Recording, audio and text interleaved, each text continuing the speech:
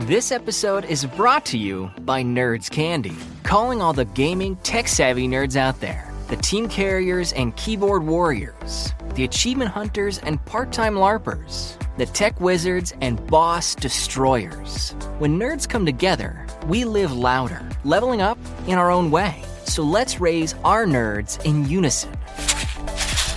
The sweet, tangy, crunchy candy that's perfect for sharing. Nerds, shake things up. Shop now at nerdscandy.com.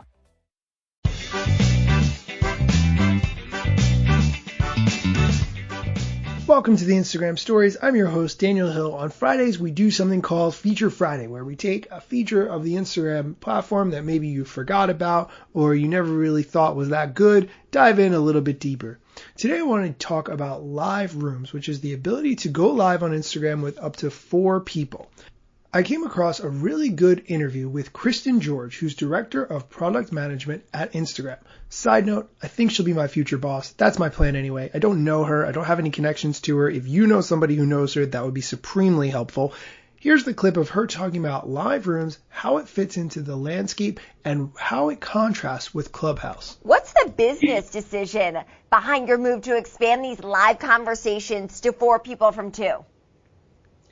So about a year ago, when everyone went into lockdown as a part of this pandemic, what we found was that people were rushing to the Instagram Live product in order to be together, create together, and sort of engage with their community at a time when they are no longer able to do that in person. And so what we found was that everybody was like wanting to do this feature, and they were requesting that at really high rates. So we spent the last year just trying to make it possible, because we want to enable creators to create together and have this connection with their communities at a time when they really can't in other ways.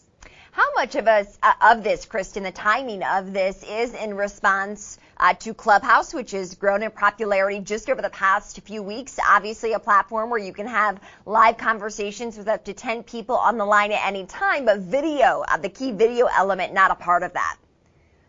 Yeah, it's not a surprise to me that social media in general is capturing this trend. If you think about it, it's just this cultural trend that's happening across the board that says people want to create together, they want to come together, they want to have conversations, they want those conversations to be meaningful.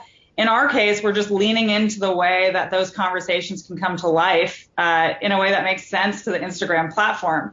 So for us, like, we already have this extremely healthy, very large creator community. And what we want to provide them is the ability to really talk to their community and have conversations with one another in really fun ways. So it's a really common trend that we're seeing across all social media right now. I know I've been turning to Instagram certainly more and more during the pandemic, Kristin. When it comes to influencers, what are the new, more updated ways that they can monetize their presence? Yeah, so this has been our focus for the last, thinking about creators, influencers, and small businesses.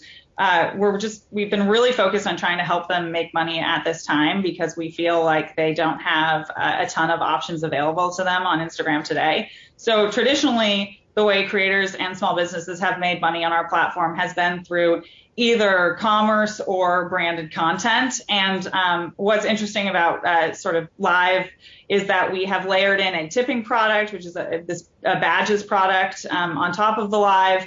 And we allow you to save the live after the fact for on-demand consumption. And we have a rev share product there to allow creators to make money. There's more to that interview. I'll play it on a future show, maybe tomorrow. She said a lot in that interview, but I just want to focus on some of the high points. First, when you go live with multiple people, after the fact, you can push it to your IGTV. If you're not familiar with that, after you go live, there's a button that says share to IGTV, which you should definitely push.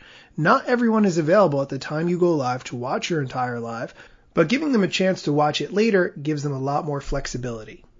In the interview, she also mentioned the ability to do tipping and make money from IGTV. I have neither of those options. Maybe you do. those programs have been typically limited to very small groups, so even though she says them as if they are publicly available, they're really not. I will definitely be keeping you updated on when those things are available because I think it is important to try to find ways to make money as creators from live IGTV videos and other content that you create. That's it for today's show. Come back tomorrow for more Instagram news and the rest of that interview.